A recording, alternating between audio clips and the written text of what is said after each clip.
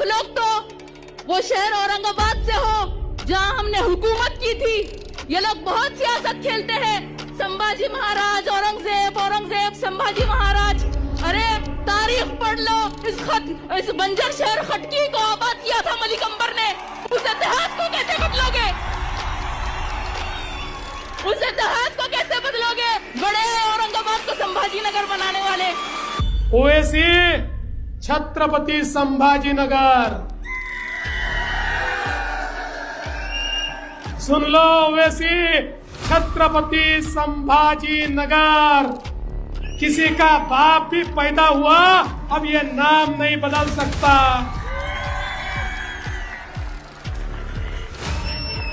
अरे काल त्या MIM ची सभा झाली आणि त्या सभेमध्ये एक महिला होती। ती महिला म्हणाली, ये कौन संभाजी राजा है, ये कैसे संभाजीनगर हो गया?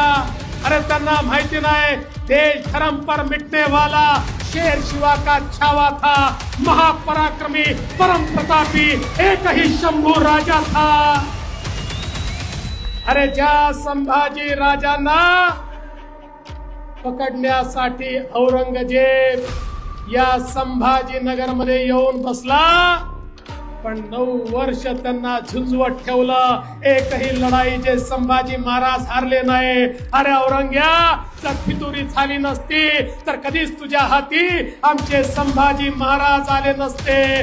पण संभाजी महाराज होते ज्यांना अनन्वित अत्याचार केले, ज्यांच्यावर त्या ठिकाणी इतके अत्याचार झाले तरी त्यांनी आपला हिंदू धर्म सोडण्याकरता नकार दिला।